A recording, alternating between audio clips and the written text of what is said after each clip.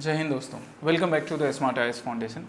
You are watching Pre-Secure with me Raj Gaurav, and on today's September 26, I will discuss MCQs related to these topics of current affairs from both prelims and mains perspective. Let's discuss the agenda for today. So the first topic which we will discuss today is right to education and TET, the teaching eligibility test. शायद तुम में से भी कई ने ये examination दिया होगा और ये एग्जामिनेशन क्लियर करके आप स्कूल्स में पढ़ा रहे होंगे या कुछ लोग प्लान कर रहे होंगे, सुना तो सबने होगा. सो आज हम राइट टू एडुकेशन को टीईटी से कनेक्ट करेंगे, टीचिंग्स एलिजिबिलिटी टेस्ट से कनेक्ट करेंगे कि इससे रिलेटेड क्या किस वजह से ये न्यूज़ में था. सुप्रीम कोर्ट के एक बड़े इंपॉर्टेंट जजमेंट की वजह से हम इसको आज पढ़ रहे हैं. सो बड़ा इंपॉर्टेंट पार्ट है. By the way, right to education fundamental right बनता है कौन से कॉन्स्टिट्यूशनल अमेंडमेंट से, ये तुम मुझे जरा भी इस वीडियो को पॉज करके बताओगे that through which constitutional amendment right to education became the fundamental right. अगर याद है तो वीडियो पॉज करके बताओगे, अगर नहीं याद है तो मैं आगे बताने वाला हूँ. Second topic would be Bonnard standard. ये एक बड़ा अच्छा टर्म है बोनार्ड स्टैंडर्ड, जो कि न्यूज में रहा. अगेन जुडिशरी से रिलेटेड ये रहेगा, जुडिशरी, और इसको हम किस चीज से कनेक्ट कर सकते हैं, फ्री स्पीच से. सो जुडिशरी और फ्री स्पीच से related Bonnard standard, this was in the news, इसको हम डिस्कस करेंगे. थर्ड होगा world athletics championship. Recently world athletics championship is concluded. कहाँ पर ये कंक्लूड हुआ, सबसे पहले वो चेक करना है. और सिंस इंडिया के एथलीट ऐसे जो भी ग्लोबल लेवल के इवेंट्स होते हैं उसमें पार्टिसिपेट करते हैं, so what is the status of India in this world athletics championship, ये भी हम चेक करेंगे कि इंडिया का क्या स्टेटस रहा वर्ल्ड एथलेटिक्स चैंपियनशिप में. कितने मेडल्स हमने सिक्योर किए हैं, आइडिया है क्या कितने मेडल्स हमने सिक्योर किए वर्ल्ड एथलेटिक्स चैंपियनशिप में, बताना मुझे अगर आइडिया है तो. Then we will discuss about jute cultivation which is also known as the golden fibre. इसको गोल्डन फाइबर के नाम से भी बुलाते हैं. इंडिया में इसका क्या स्टेटस है, जूट कल्टीवेशन का ग्लोबल लेवल पर किस तरह से जूट कल्टीवेशन इंडिया एक्सपोर्ट करता है या क्या स्टेटस है, और इससे रिलेटेड क्या कुछ प्लान्स इनिशिएटिव हैं इंडिया के. Then traditional medicine. अभी रिसेंटली प्री सिक्योर के सेशन में मैंने तुम्हें आयुर्वेद डे के बारे में बताया, that we celebrate Ayurveda day. किस रोज सेलिब्रेट करते हैं बाबू, बताओ, बताया था तुम्हें, सितंबर 23 को सेलिब्रेट करना स्टार्ट किया है. अब Ayurveda is one part of traditional medicine system of India. आज हम इसको WHO से रिलेट करके पढ़ेंगे कि किस तरह से न्यूज में मेंशन था. WHO खुद बोल रहा है that now traditional medicine they are growing at a very faster rate. ना सिर्फ इंडिया में बल्कि इंडिया के अलावा बाकी कई नेशंस में भी. कुछ लोग होते हैं जो ट्रेडिशनल मेडिसिन का मजाक उड़ाते हैं, पर मजाक की बात नहीं है, ये काफ़ी अच्छे से ग्रो कर रहा है इंडिया और बाकी नेशंस में. And then the practice questions related to both prelims and related to the previous year, और आज के लिए नया मैं तुम्हें प्रैक्टिस क्वेश्चंस भी दूंगा. Okay, so come to the first topic which is related to right to education. और क्या मैंने बोला किससे रिलेटेड है, टीईटी एग्जामिनेशन से रिलेटेड है. तो यहाँ पर क्या हो रहा है, सुप्रीम कोर्ट की एक रूलिंग आ रही है किस से रिलेटेड, टीचर्स एलिजिबिलिटी टेस्ट से रिलेटेड. सुप्रीम कोर्ट ने रिसेंटली सितंबर 1 के एक जजमेंट में क्या बोला, that teachers eligibility test is a procedural requirement which can not be taken away. जिसको लिया हटाया नहीं जा सकता है, क्योंकि अगर टीचर्स एलिजिबिलिटी टेस्ट को हटा दिया गया तो आर्टिकल 21A के अंदर जो फंडामेंटल राइट है हमारा, right to education, that can be compromised.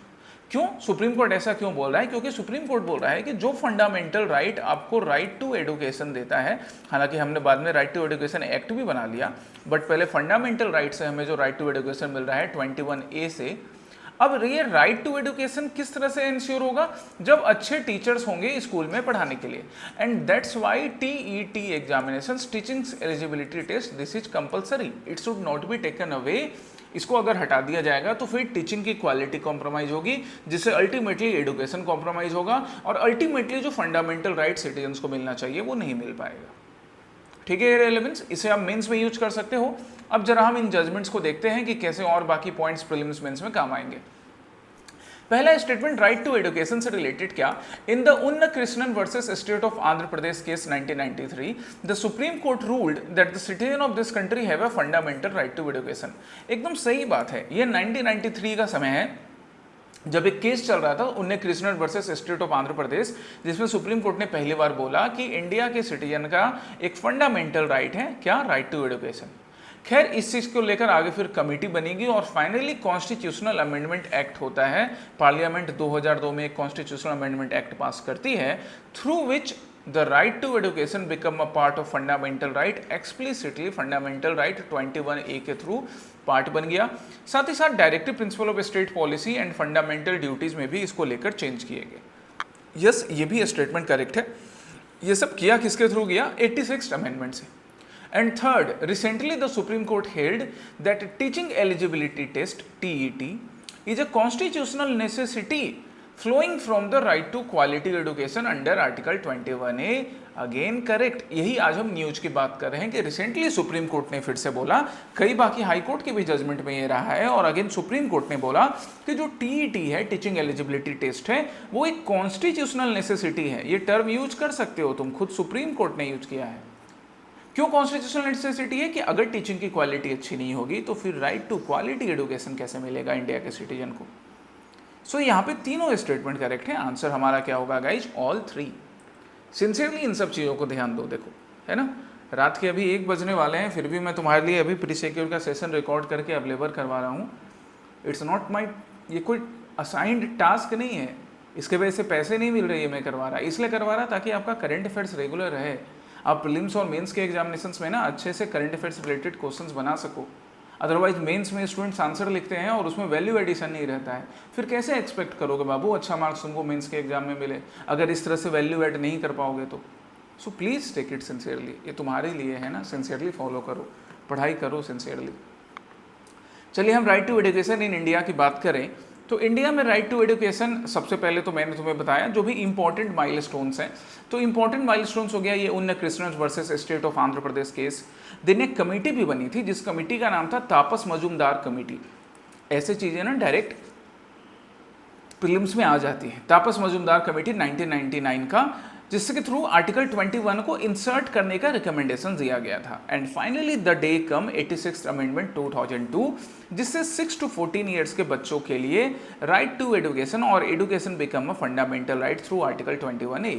इसके साथ ही directive principle of state policy article 45 and fundamental duties article 51A में भी नेसेसरी चेंजेस किए गए, सो दैट एजुकेशन का राइट साथ ही साथ उसकी रिस्पॉन्सिबिलिटी स्टेट पर और उसकी रिस्पॉन्सिबिलिटी बाकी सिटीजन पर बन सके, directive principle of state policy and fundamental duty के थ्रू। ये सब कुछ किसके थ्रू हो रहा है? 86th अमेंडमेंट से। अब इस चीज़ को आगे फॉलो करते हुए राइट टू एजुकेशन एक्ट आता है 2009 का, जो इस चीज़ को अब एक एक्ट के फॉर्म में, लीगलाइज फॉर्म में प्रेजेंट कर रहा था। इसने क्या बोला? वही चीज़ रिपीट की, that to provide primary education to all the children between 6 to 14 year, जो कि हमें 21A के अकॉर्डिंग मिलता है। देन इसने क्या बोला? To enforce education as a fundamental right in article 21A, कि स्टेट की ये रिस्पॉन्सिबिलिटी है एज पर the RTE right to education act 2009 कि ये इन्फोर्स करेगा कि ये फंडामेंटल राइट सिटीजन्स को मिले। फिर साथ में ये वाला पॉइंट देखो बड़ा इंपॉर्टेंट है, ये मेंस में भी काम आएगा, बहुत अच्छा है वैल्यू एडिशन करने में। It mandates 20% reservation, 25% reservation for disadvantaged section of society. वो कौन होंगे? SC, ST, socially and economically backward community, transgenders, ये सब जो फंडामेंटली बैकवर्ड कम्युनिटी है, इनके लिए 25% रिजर्वेशन किस चीज़ के लिए? एडुकेशन के लिए रखने की बात भी कौन करता है? RTE act 2009। And that's Y आप केंद्रीय विद्यालय, है ना, या फिर जवाहर नवोदय विद्यालय या ऐसे कई स्कूल्स में आप देखोगे कि स्टूडेंट्स का एडमिशन RTE एक्ट के अकॉर्डिंग होता है और वहाँ पे और कम फी इनसे ली जाती है। ऑलरेडी केंद्रीय विद्यालय, जवाहर नवोदय विद्यालय में कम फी होता है, बट इनके लिए और कम फी। या इवन कई प्राइवेट स्कूल्स में भी सरकार बोलती है कि आपको सीट्स रिजर्व रखना पड़ेगा एज पर द RTE एक्ट। क्लियर है ये चीज़? और हम देखते हैं अब इसको टीचर्स एलिजिबिलिटी टेस्ट से रिलेटेड कि TET क्या है और कैसे राइट टू एजुकेशन से कनेक्ट किया जा रहा है।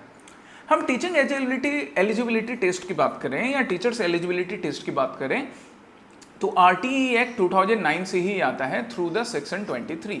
मतलब जिस राइट टू एजुकेशन एक्ट से फंडामेंटल राइट टू एजुकेशन को इन्फोर्स किया जा रहा है, उसी के सेक्शन 23 से टीचिंग एलिजिबिलिटी टेस्ट या टीचर्स एलिजिबिलिटी टेस्ट स्टार्ट होता है, which decide the minimum qualification to be appointed as teachers. अब इसको लेकर कुछ गाइडलाइंस आई, जैसे NCTE की गाइडलाइन क्या आती है कि अगर आपको क्लास 1 से लेके 8 तक के टीचर बनना है, then you must clear the TET examinations. वही जो मैंने बोला कि तुम में से कई लोगों ने दिया होगा या इसकी प्लानिंग कर रहे होगे कि आपने स्टेट TET क्लियर किया। लाइक अलग अलग स्टेट्स में ना ये अलग अलग नाम से होता है, जैसे बिहार में बिहार टीईटी के नाम से होता है, असम में असम एसटीईटी के नाम से होता है, अलग अलग नाम से भी एग्जामिनेशन होते हैं। तो once you have cleared this examination तब आप क्लास 1 से लेकर 8 तक के लिए पढ़ाने के लिए एलिजिबल हो जाओगे as per NCTE guideline. Even 2017 का जो अमेंडमेंट एक्ट है आरटीई का, वो भी ये चीज बोलता है कि भैया जो टीचर ने अभी तक नहीं टीईटी पास किया है उनको 4 साल का अल्टीमेटम दिया गया कि 4 साल के अंदर आप टीईटी पास कर लीजिए। And for this supreme court had some judgment, जो कि आज मैं तुम्हारे साथ डिस्कस कर रहा हूं, that TET is a mandatory qualification. ये कॉन्स्टिट्यूशनल नेसेसिटी है, as if a person is not passing TET examinations then he or she would compromise the quality of teacher which is necessary। ये जो quality of teaching है ये compromise नहीं होना चाहिए, otherwise right to education 21A would just be a farce। इसका कोई मतलब नहीं रह जाएगा। हालांकि इसको लेकर कई स्टेट्स की सरकारें अभी सुप्रीम कोर्ट के डिसीजन को रिव्यू करने का पिटीशन डाल रही है, लोगों के कुछ और भी कंसर्न है, these are different thing, but कहीं ना कहीं टीईटी की एलिजिबिलिटी, टीईटी की सार्थकता को सुप्रीम कोर्ट ने एक बार फिर से एस्टैब्लिश किया है। Okay, come to the next topic. The next topic is related to Bonnard standard. ये सारी चीजें ना बड़े स्टैंडर्ड टर्म है, नाम भी बोनार्ड स्टैंडर्ड है और बड़ा अच्छा स्टैंडर्ड टर्म है जो न्यूज में मेंशन रहता है, आपको प्रीलिम्स और मेंस में बड़ा काम आएगा। हम इसको अगेन जैसा मैंने तुम्हें बताया था एजेंडा डिस्कस करने के टाइम में ही कि हम इसे जुडिशरी और right to freedom of speech से रिलेटेड हम इसको डिस्कस करेंगे।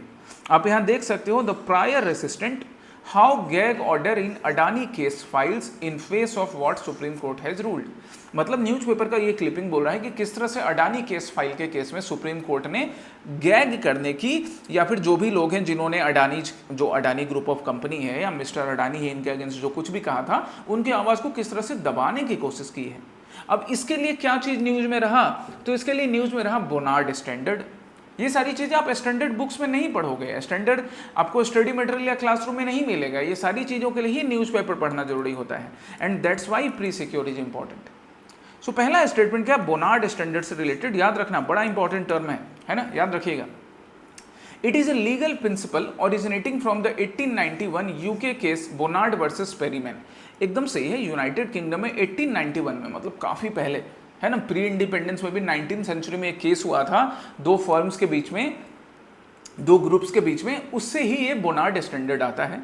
इसका मतलब क्या होता है बोनार्ड स्टैंडर्ड का, states that, it tells that in defamation cases, यहाँ पर भी डिफेमेशन केस चल रहा था, जैसे आज हम अडानी ग्रुप के डिफेमेशन केस की बात कर रहे हैं, तो यहाँ भी डिफेमेशन केस चल रहा था। In defamation case the court should only issue an order to stop something when they are absolutely certain that the statement is false and cannot be justified।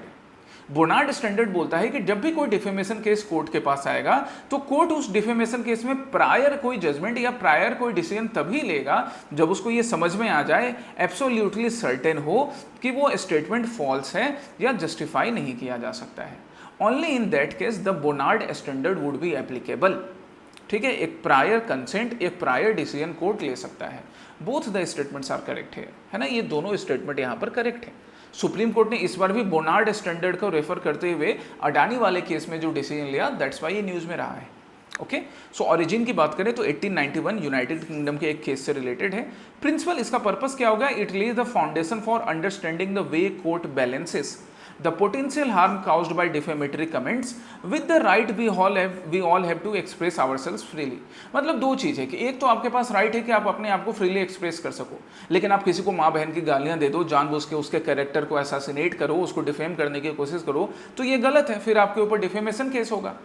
लेकिन हाँ, अब कई बार ये जो बड़ी बड़ी कंपनीज होती हैं या पॉलिटिशियंस होते हैं या कोई भी एंटिटी है, अगर उन्होंने कुछ गलत काम किया, उससे रिलेटेड अगर किसी एक्टिविस्ट ने, किसी लॉयर ने, किसी एनजीओ ने कोई स्टेटमेंट दिया, तो वहाँ उनकी फ्री स्पीच का प्रोटेक्शन भी होना चाहिए। सो इसके बीच में एक प्रॉपर बैलेंस जरूरत है, और वो इंश्योर करता है हमारा Bonnard standards. And that's why Bonnard standards allow injunctions. Injunction का मतलब क्या होता है, injunctions that a court order that requires someone to do or stop doing a specific action। Injunction माने कि कोर्ट एक प्रायर ऑर्डर सेट करेगा, prior order देगा कि तुम कुछ कर सकते हो या नहीं कर सकते हो पहले से ही, अगर कोर्ट उस चीज को लेकर फर्म है तो। अब इसका सिग्निफिकेंस आज क्या हो गया, क्यों हम इसको डिस्कस कर रहे हैं, because it underscores the importance of free speech, साथ ही साथ डिफेमेशन लॉ के केस में अगर किसी पर्सन के कैरेक्टर को डिफेम नहीं किया जाए, वो भी मेंटेन करने में बोनार्ड स्टैंडर्ड बड़ा इंपॉर्टेंट है। And court can rule this, court can use this Bonnard standard only in exception circumstances even today in 21st century. है ये जो जजमेंट है, ये जो रेफरेंस है बोनार्ड स्टैंडर्ड, ये 19th सेंचुरी का है, हम इसको अभी भी यूज कर सकते हैं। ये सारी चीजें इसके सिग्निफिकेंस पॉइंट हो गई, ठीक है, सिग्निफिकेंट पॉइंट्स हो गई। Next is world athletics championship. World athletics championship, what is this world athletics championship? यहाँ डाउन टू अर्थ के एक आर्टिकल को मैं रेफर कर रहा हूँ, जहाँ पे क्या हो रहा है, वर्ल्ड एथलेटिक्स प्रेसिडेंट जो है, अच्छा तुम मुझे जरा नाम बताओगे, who is the world athletic president? ये नाम मैंने मेंशन नहीं किया, ये तुम जरा मुझे ढूंढ कर बताओ, थोड़ा सा कुछ पढ़ने मिल जाएगा। सो वर्ल्ड एथलेटिक प्रेसिडेंट क्या बोल रहे हैं कि हमें ओलंपिक का कैलेंडर चेंज करना पड़ सकता है ड्यू टू क्लाइमेट चेंज। ये बड़ा इंपॉर्टेंट पॉइंट है जो आप अपने मेंस के आंसर्स में ना ऐसे वैल्यू एडिशन के लिए लिख सकते हो, that the world athletic president himself has called to change the calendar of Olympics due to climate change. क्यों भैया? क्योंकि क्लाइमेट चेंज की वजह से ना एथलीट को काफ़ी ह्यूमिड हॉट इन्वायरमेंट में पार्टिसिपेट करना होता है, जिससे उनको फटीग ज़्यादा होता है, उनके परफॉर्मेंस पे असर पड़ता है, and that's Y Olympic calendar को थोड़ा चेंज करने की बात वर्ल्ड एथलेटिक प्रेसिडेंट खुद कह रहे हैं। अब ये तुम्हें समझ में तो आ गया रेफरेंस क्या है। अब हम इसको वर्ल्ड एथलेटिक्स चैंपियनशिप से रिलेट कर लेते हैं, क्योंकि अभी रिसेंटली वर्ल्ड एथलेटिक्स चैंपियनशिप हुआ है। अच्छा, अगला ओलंपिक कब होने वाला है, जरा मुझे बताइए, अगला ओलंपिक कब है और कहाँ है, ये दोनों बात तुम मुझे बताओगे। हम वर्ल्ड एथलेटिक्स चैंपियनशिप की बात करें तो 2025 में जो वर्ल्ड एथलेटिक्स चैंपियनशिप हुआ, this is the 20th edition and it was held at Tokyo, this is correct. The 20th edition of world athletics championship was held at Japan national stadium in Tokyo. एक बार टोक दिया, दोबारा ना Tokyo, ये हम लोग बचपन में बोलते थे। खैर, बचपन वॉज मच बेटर, नहीं? चलिए कोई नहीं, अब बचपन में वापस तो नहीं जा सकते, ऐसे ही बीच बीच में याद कर लिया करेंगे बचपन को। So the 20th edition of world athletics championship अभी रिसेंटली टोक्यो में हुआ। सेकंड स्टेटमेंट क्या? पहला करेक्ट है गाइज। सेकंड क्या? India's 19 member squad for Tokyo world athletics championship finished with 10th rank in medal ranking. ये जो स्टेटमेंट है ना, पार्शियली करेक्ट है कि इंडिया से इस बार कितने एथलेटिक्स गए थे सेलेक्ट होकर, 19 गए थे, पर इन्होंने कोई 10th रैंक सिक्योर नहीं किया है। बड़ा खराब परफॉर्मेंस रहा हमारा। तुम्हें पता है हमें कितने मेडल्स मिले? 0। जब 0 दिया मेरे भारत ने, कुछ ऐसा हो गया। खैर, इसमें शर्म की बात नहीं है, बट बात यह है कि इसके ऊपर विचार करने की कि आखिर इतना खराब परफॉर्मेंस क्यों रहा। क्या हम इंडिया के जो एथलीट हैं, हम उनको वो प्रॉपर ट्रेनिंग नहीं दिलवा पाते हैं, या फिर हम उनके साथ वो प्रॉपर कोऑर्डिनेशन नहीं कर पा रहे हैं कि वो ऐसे वर्ल्ड लेवल पे। पिछले साल हमको गोल्ड मिला था गाइज, मतलब 2023 का जो इवेंट है वहाँ गोल्ड मिला था, किन्होंने सिक्योर किया था? नीरज चोपड़ा जी। बट क्यों हम बस एक मेडल लाकर रुक जाते हैं? क्या कहाँ कमी रह जाती है एथलेटिक्स में? ये सही करने की जरूरत है ना? This is a concern. Second is wrong. USA, Kenya है, Kenya and Canada finish the medal tally with top 3 highest medal secured in the championship. Yes, it is correct. आपको नॉट करेक्ट ढूंढना है, तो आंसर क्या होगा बाबू? 2 only. Correct ढूंढना होता है तो 1 and 3 ओनली, नॉट करेक्ट तो 2 ओनली। ठीक है। Come to world athletics championship. अब इसके डिटेल्स हम देखें तो इसका 20th एडिशन टोक्यो में इस बार हुआ। इससे पहले भी जापान में 2 बार हो चुका है, 1991 एंड 2007 में। और अगला जो 21st एडिशन होने वाला है वो कहाँ होगा? हमारे नॉट सो प्यारा पड़ोसी बीजिंग, चाइना में। इंडिया के परफॉर्मेंस की हम बात करें तो 2025 में इंडिया का परफॉर्मेंस खराब रहा, वही जो अभी हम बात कर रहे थे। हालांकि इंडिया ने पहले भी पार्टिसिपेट किया है, 1983 से इंडिया पार्टिसिपेट करता आ रहा है। बाय द वे 83 जो ईयर है, this year is significant for sports lover. किस वजह से? सबसे पहला मेडल हमें मिला था 2003 में, 30 तो अभी क्या ही आया है, ब्रॉन्ज मेडल हमें मिला था जो हमें अंजू बॉबी जॉर्ज जी ने दिलवाया विमेंस लॉन्ग जंप में। उसके बाद सेकंड इंडियन एथलीट, फर्स्ट अभी तक यही 2 इंडियन एथलीट हैं जिन्होंने मेडल सिक्योर किया है वर्ल्ड एथलेटिक चैंपियनशिप में। सबसे पहले अंजू बॉबी जॉर्ज जी ने 2003 में, उसके बाद नीरज चोपड़ा साहब ने, है ना, इंडियन आर्मी के सोल्जर भी हैं, सूबेदार नीरज चोपड़ा, या इनका भी प्रमोशन हुआ है, एक बार चेक करना, जिन्होंने इंडिया को सबसे पहले सिल्वर मेडल दिलवाया 2022 और फिर गोल्ड मेडल 2023 में भी दिलवाया है। ठीक है, चलिए हम ओवरऑल मेडल टैली की बात करें तो this year USA has topped the medal tally. Total कितना मेडल यूएसए ने जीता? 26। हमें ना डोनाल्ड ट्रंप से, मतलब डोनाल्ड ट्रंप क्या, हमें यूएसए से या बाकी नेशन से ना ये सारी चीज़ें सीखने की ज़रूरत है कि हम कहाँ कम रह जाते हैं। हमारे प्लेयर कहीं कम नहीं है, कमी हमारे सिस्टम में, उस सिस्टम को सही करने की ज़रूरत है। Kenya second and Canada third, ये टॉप 3 परफॉर्मर्स हैं इस बार के चैंपियनशिप के। ठीक है, 4th नंबर पे नीदरलैंड है, 5th नंबर पे बोत्सवाना है। Okay, next question is related to jute the golden fibre. Again down to earth के एक स्टेटमेंट को, एक न्यूज को मैं रेफर कर रहा हूँ, that jute an important pillar for Seemanchal economy. Seemanchal मतलब हम यहाँ बिहार के सीमांचल रीजन की बात कर रहे हैं, जो बंगाल के साथ अपना बॉर्डर भी शेयर करता है। मेज मतलब मक्का एंड मखाना के साथ साथ ये जूट भी जो है एक बड़ा इंपॉर्टेंट पार्ट है, साथ ही साथ पैडी भी। तो ये जो बिहार का सीमांचल रीजन हो गया या बाकी रीजन भी हो गए, यहाँ पे मेज हो गया, मखाना हो गया, पैडी हो गया, जूट हो गया, ये सारा चीज़ ना काफ़ी लार्ज नंबर पे कल्टिवेट किया जाता है। ओके, चलिए, जिसमें से पैडी जो है वो तो फॉडर क्रॉप है, बट मेज मखाना, मेज भी कुछ हद तक फॉडर क्रॉप में आता है, बट ये आपका कैश क्रॉप भी है, और उसके अलावा मखाना तो पूरी तरह से कैश क्रॉप में आता है, जूट भी कैश क्रॉप का पार्ट हो गया। हम इससे रिलेटेड देखते हैं अब स्टेटमेंट। पहला क्या, जूट द गोल्डन फाइबर। तो याद तो एक चीज़ तो यही रखना है कि जूट को हम गोल्डन फाइबर बुलाते हैं। पहला स्टेटमेंट क्या, it is the second most important cash crop in India after cotton in terms of cultivation and usages. Yes, it is correct.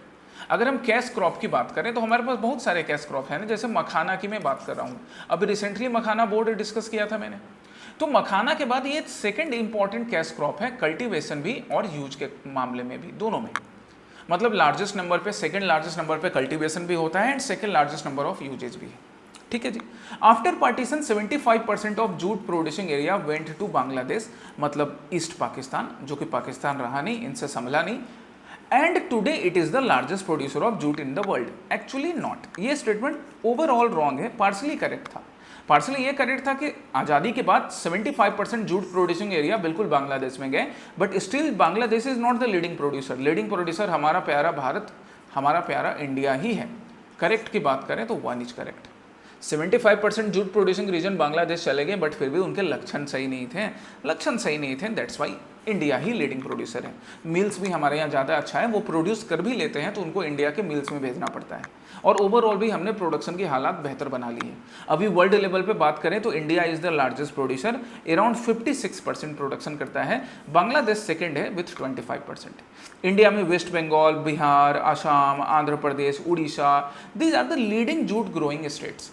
सबसे ज़्यादा वेस्ट बंगाल में, सेकंड और थर्ड नंबर पे बिहार, असम रहते हैं। कभी बिहार सेकंड पे है, कभी असम सेकंड पे है, कभी बिहार थर्ड पे गया तो असम सेकंड पे गया, ऐसा चलते रहता है। ठीक है, कैसा फेवरेबल कंडीशन चाहिए जूट कल्टीवेशन के लिए, तो हॉट एंड ह्यूमिड क्लाइमेट, तो ये आपको वेस्ट बंगाल, बिहार, असम में मिलेगा ना।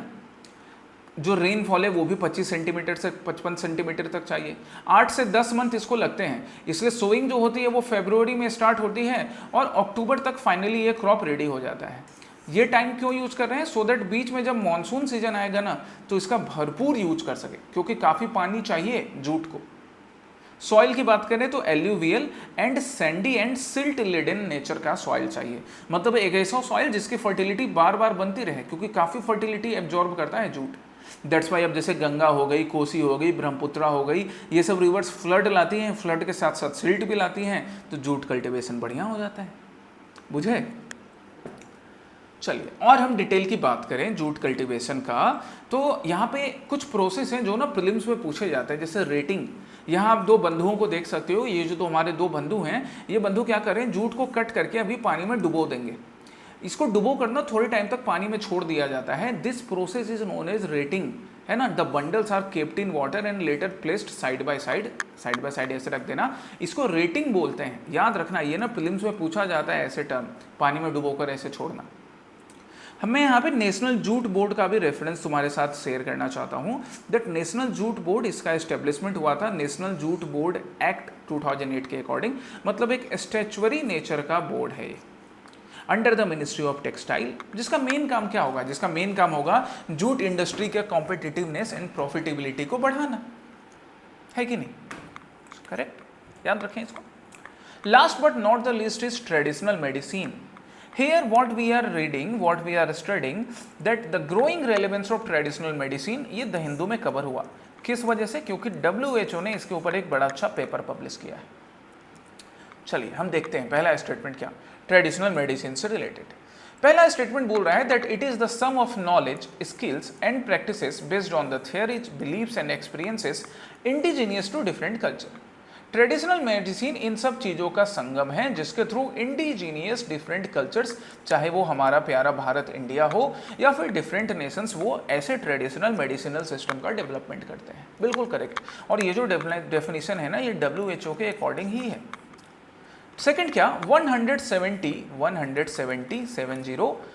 ऑफ WHO's मेंबर, जो WHO के 194 मेंबर है उसमें से 170 have reported on the use of herbal medicine, acupuncture, yoga, indigenous therapies and other forms of traditional medicine. Yes, it is correct. 170 out of 194 Nations ये ट्रेडिशनल मेडिसिन को, चाहे वो acupuncture हो या योगा हो या आयुर्वेद हो या बाकी चीज हो, उसको यूज करता है। बिल्कुल सही। थर्ड स्टेटमेंट क्या है, India's traditional medicine sector is valued highest among the world, followed by China, Australia and other Nations. Actually not. सबसे ज़्यादा ट्रेडिशनल मेडिसिन का जो वैल्यूएशन है वो किसका है, वैल्यूएशन मतलब इकोनॉमिकल टर्म्स में हम बात कर रहे हैं, तो सबसे बड़ा मार्केट किसका है, चाइना का है। इनकरेक्ट ढूंढना था, आंसर होगा 3। करेक्ट ढूंढना होता तो 1 2 ओनली, बट हमको क्या ढूंढना है, इनकरेक्ट। सो आंसर 3 है। लीडिंग है चाइना गाइज, इस चीज़ को याद रखिएगा। ये एक मैंने यहाँ पे रेफरेंस के लिए एक पिक्चर यूज किया है जो आप देख सकते हो ट्रेडिशनल मेडिसिन से रिलेटेड, और भी कई तरीके होते हैं। सो डेफिनेशन तो हम डिस्कस कर ही चुके हैं। WHO ये भी बोलता है कि 170 आउट ऑफ 194 कंट्री इसको प्रैक्टिस कर रहे हैं, मतलब around 88% of its member. China is leading, हालांकि इंडिया लीड तो नहीं कर रहा है, बट फिर भी अच्छा खासा शेयर है, $43.4 बिलियन का ट्रेडिशनल मेडिसिन। कौन से ट्रेडिशनल मेडिसिन इंडिया के, आयुष, आयुर्वेद, योगा, नेचुरोपैथी, यूनानी, सिद्धा एंड होम्योपैथी। चलिए हम इंडिया में आयुष या ट्रेडिशनल मेडिसिन के परफॉर्मेंस की अगर बात कर लें ब्रीफली, वैसे मैंने तुम्हें आयुर्वेद के बारे में रिसेंटली प्री सिक्योर के सितंबर 24 सेशन में बताया है। जो लोग सिंसियरली रेगुलरली देख रहे हैं उन्होंने तो देखा ही है, बाकी लोग जिनका छूट गया है तो प्लीज सिंसियर हो जाओ अपने लिए, मेरे लिए नहीं, अपने लिए। 10th आयुर्वेद डे इस बार सेलिब्रेट किया गया। थीम क्या रखा गया था, Ayurveda for people and Ayurveda for the planet, जिसको all India institute of Ayurveda Goa में स्पेशली सेलिब्रेट किया गया, साथ ही साथ इंडिया के बाकी जगहों पर। और ज़्यादा डिटेल्स के लिए आप प्री सिक्योर वाले सेशन को देखो। इंडिया में हम आयुष सेक्टर की बात करें तो ये सारा चीज़ मैंने यहाँ भी कवर किया था, फिर भी कुछ पॉइंट्स लिख रहे हैं, जैसे रूरल एरिया में 95% एंड अर्बन एरिया में 96% people they are having awareness about traditional medicine. बड़ा इंपॉर्टेंट पॉइंट है, याद रखिए कि अर्बन एरिया में ज़्यादा अवेयरनेस है as compare to rural area. Rural area में 95%, अर्बन एरिया में 96% है ना, ध्यान रखना इसको।